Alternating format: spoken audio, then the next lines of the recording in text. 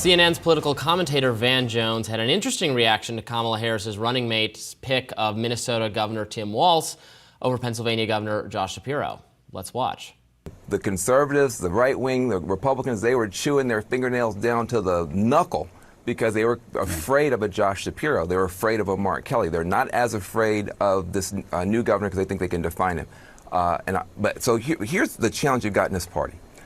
And people don't want to talk about it. We got to talk about it.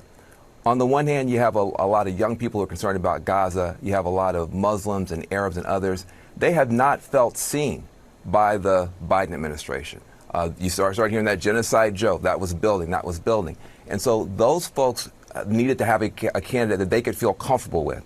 This helps them in that regard. But you also have anti-Semitism that has gotten marbled into this party. You can be for the Palestinians without being an anti-Jewish bigot, but there are some anti-Jewish bigots out there. And there's some disquiet now, and there has to be. How much of what just happened is caving into some of these darker parts in the party? So that's going to have to get worked out. It's going to have to get talked through. So that's interesting. Van Jones certainly seems to think it was maybe anti-Semitic. It was maybe because of Josh Shapiro's Jewish identity, that there are elements of the Democratic Party who are not just critical of Israel or critical of its government, as Josh Shapiro himself was. He's been very critical of Netanyahu, but are making the party an inhospitable place for Jews themselves. Very weird to call this part of the party like the darker parts of the Democratic Party. These are people who want folks to have health care, who want folks to have housing, who don't want U.S. resources going to fund endless wars in the Middle East. There's nothing dark about that vision for America. And Donald Trump's kind of on beat with this as well.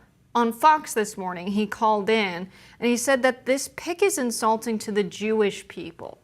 This idea that Shapiro was not picked because he's Jewish is a bit ridiculous when, again, Kamala Harris's own husband is Jewish, and he doesn't have as much experience as Tim Walz. He's only been a governor for a year. He doesn't have as much of a track record there. When he was in the interviews, there are some reports coming from both his camp and people on the Harris side saying that it wasn't a good interview, that he has ambitions to become the president. That seems to be pretty clear. He's not someone that is focused on the role she needs him for, which is vice president. And he turned some of his campaign rallies into, here's my track record, Josh Shapiro, PA governor, and here's her track record, when he was supposed to be campaigning for Harris. And so there were some red flags there, and it was a pick based on his actions and his merits. Well, yeah, if the red flags were he was going to steal the show from her, I think that is possibly accurate because he was a very appealing candidate in his own right, and Kamala Harris is someone that was foisted on us by Democratic Party elites at the last minute and has not had to go through an actual primary nominating process this time around and is just being crammed down our throats by the media, and was fearful that someone who won elected office in a very purple state, a state that's gone red in 2016, blue in 2020, and who has the approval of a lot of Republicans in the state, centrists and moderates, might overshadow her. So instead, she's going with someone who, has certainly advantages of his own in that he makes progressives very happy. He does have more experience and a longer track record in government than Shapiro does at the executive level. I think that I'm not thrilled with that record. People can watch my radar today to see what I think about his time in office during the pandemic. But at the end of the day, no one knows exactly why Kamala Harris made the choice she made, except for Kamala Harris, and she doesn't have to explain it any more than that. It's her pick. It might have been a personality thing. It might have been she just got along better with Tim Walz or whatever it is. Maybe Josh Shapiro wanted to stick it out, actually. He's new to being governor of Pennsylvania and thought he should be better off finishing off his term. Could be a variety of things. Kamala Harris explained why she picked Tim Walz at her campaign event yesterday. Well, yeah, but the actual reason, who knows? I think she was being honest about the reason she picked him, but saying that Shapiro would steal the show is a bit silly because he doesn't have as much of a track record.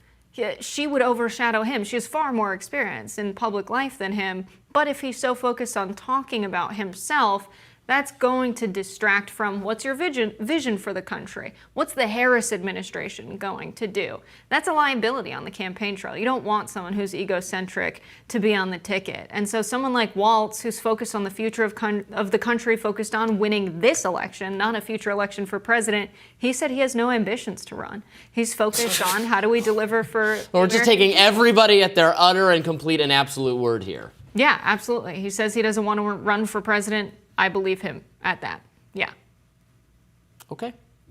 I think he might very well run for president. I don't care if he does. It's fine.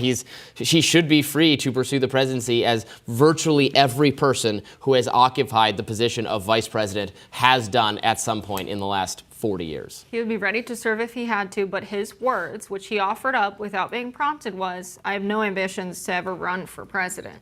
So if something happens to Kamala Harris, sure, that's the job of the vice president. He can step up and serve, but he doesn't want to run. If by something happens, Democratic elites decide at the very last minute, without any sort of democratic process or primary process, that they will swap her out for someone else, he would be ready to serve? Is that what you're saying?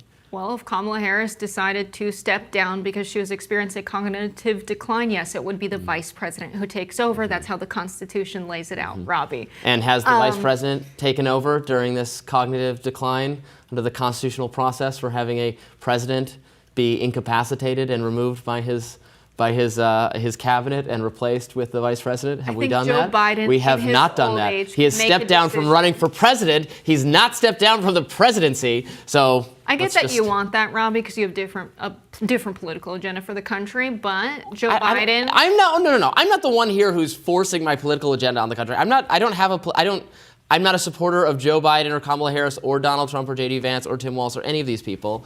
I'm just trying to call it like I see it. Sure, and Robbie. if he's not he's not capable of running for president, I don't think he's capable of being the president right now. That's my controversial hot in the take. spirit of taking everyone at their word, I believe you, Robbie. But the point is Joe Biden, in his old age, doing two jobs, campaigning full-time and serving as president of the United States, it was a decision he made that it's too much for him.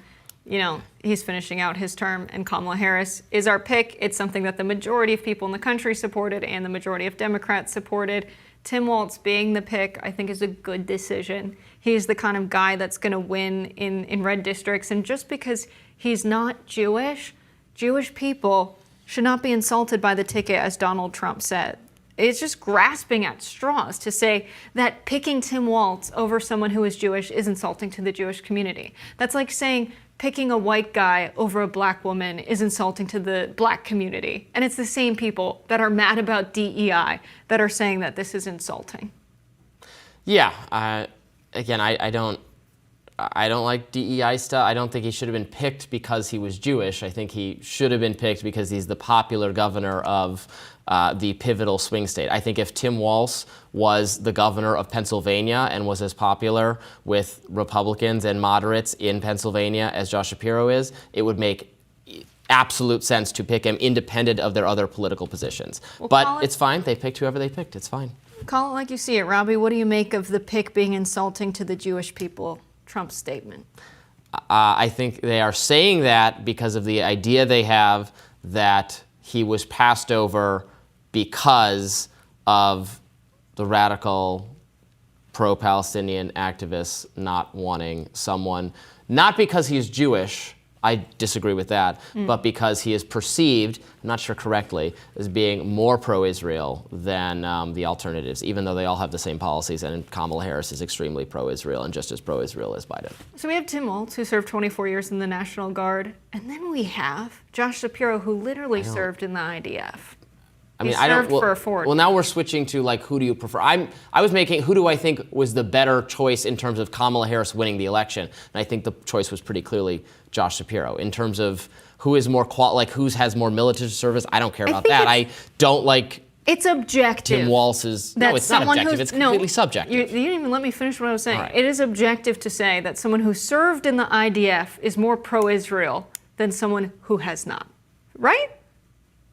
I think Josh Shapiro is more pro-Israel than. So then Tim it's Walz. not just the perception of the pro-Palestinian. I think he's more pro-Israel, although I think his policies for sure make no difference. He favors the same policies as Kamala Harris and Tim Walz with respect to Israel, right? Do any of those people disagree on whether Israel should be supported and funded by the U.S.? I don't think so. Do they disagree on Netanyahu? No, they all think Netanyahu is bad. They all kind of, sort of want a ceasefire, but are not really willing to push for it, right? They all have the same Shapiro policies. has made multiple statements favoring Netanyahu when people were protesting Israel's actions. Josh Shapiro equated them to KKK protesters. But that has nothing to do with Netanyahu. And Tim Walz, no, but Josh Shapiro has made statements in favor of Netanyahu many times throughout his political career. He also, served in the IDF. That is something that cannot be forgotten. But Tim Walz is someone, when uncommitted voters were casting ballots in primaries, he said, I think that's good. I think it's good they voiced their concerns. That's very different from calling the pro-Palestine movement and the movement critical of Israel the KKK. They're very different on the issue. All right, if you say so. That does it for us today on Rising, and it is just Wednesday. What a long week. We shall be back here delivering more news, more friendly debate for you to consume. Hope you're enjoying it. Be sure to like, share, and subscribe so you never miss any of our content. And for those of you who like to listen while you're on the go, we are available wherever you get your podcasts. Bye-bye. Bye, y'all.